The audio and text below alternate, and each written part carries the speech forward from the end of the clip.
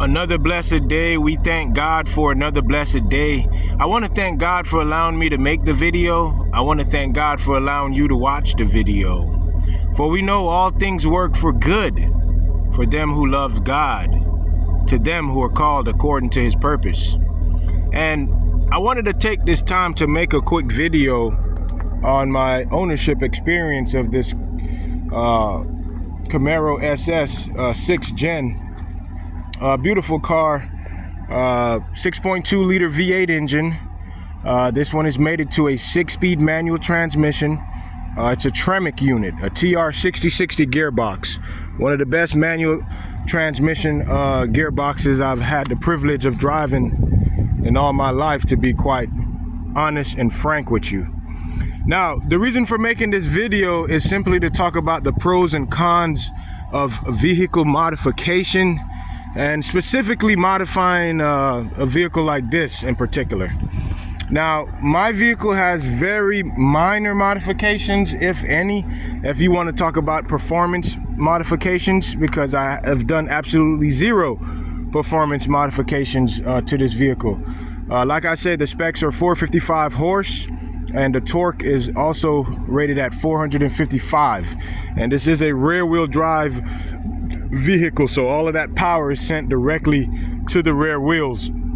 Now I'm gonna pop this hood for a minute so I could better explain what I'm talking about, and you'll see what I mean as far as what I mean by I have done very little modifications, if any at all, especially when we talk about performance mods. So there she is in all her beauty, and I'm just gonna go over everything real quick. We have an oil catch can from Mishimoto, and I've installed that just to help with the blow-by.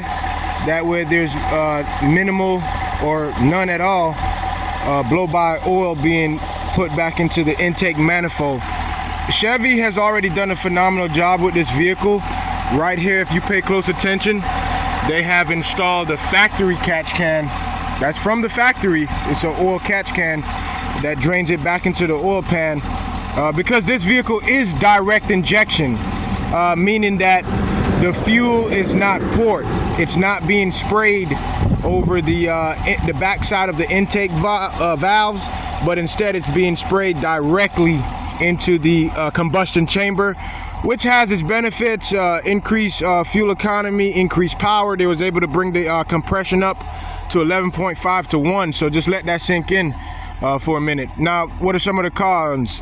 Obviously, some of the cons are you could get carbon buildup on the backside of the intake valves, because this fuel is not being sprayed on the backside of that valves. I did a video on that with some tips and stuff, but like I said, the LT1, there's no sirens going off. There's millions of these engines on the road.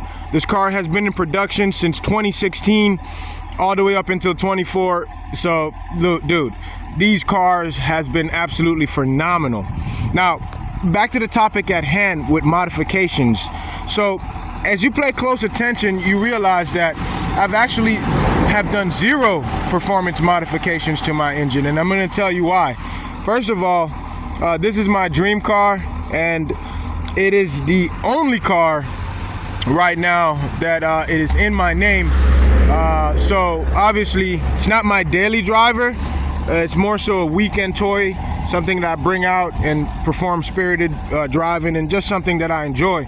So the main reason why I didn't modify this vehicle is because, number one, it's my only car as far as a pleasure vehicle. Number two, I purchased this vehicle brand new. Any type of modification is going to void the warranty, which I'm sure most people already know that.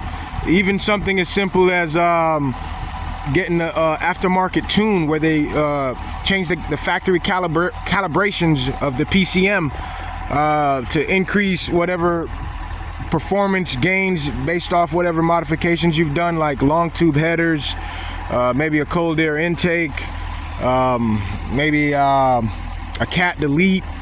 You know, maybe you put a supercharger on there, maybe you put a different intake manifold, you know, things of that nature. Usually people usually accommodate that with a tune. But I just want to make this really clear.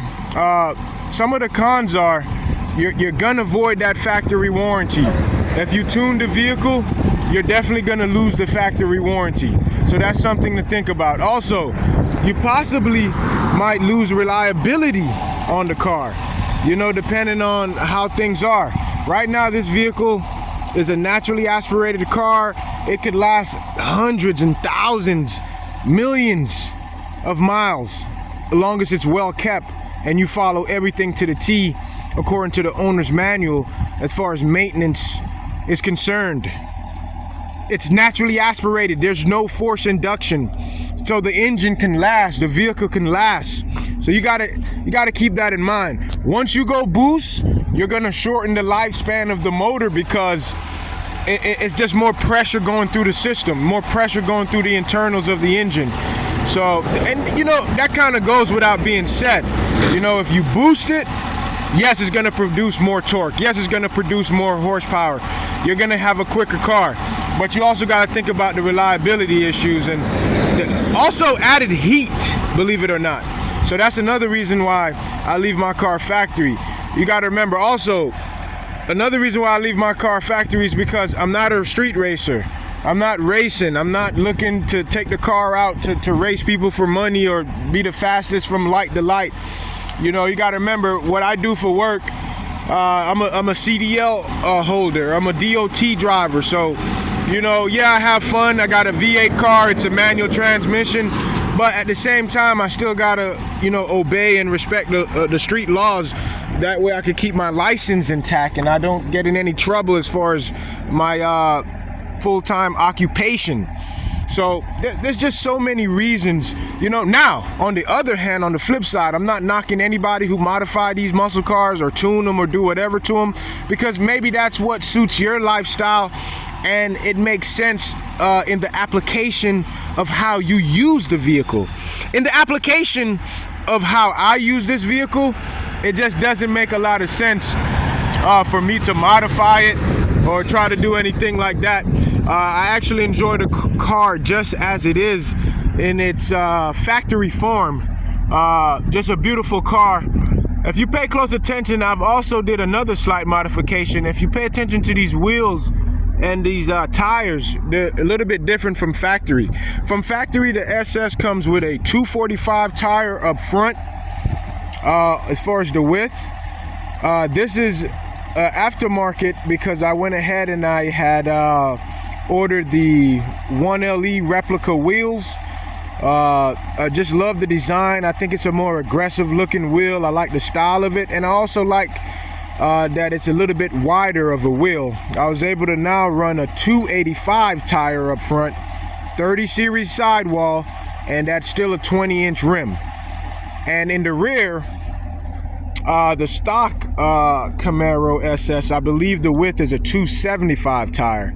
And of course, I've upgraded that to a 305, 30 series sidewall, and 20-inch rim. And that really helped the car with a lot of traction. It helped the car to put down the power. It helped the car to really, you know, just hook and book, snatch right off of the line. So I really like that.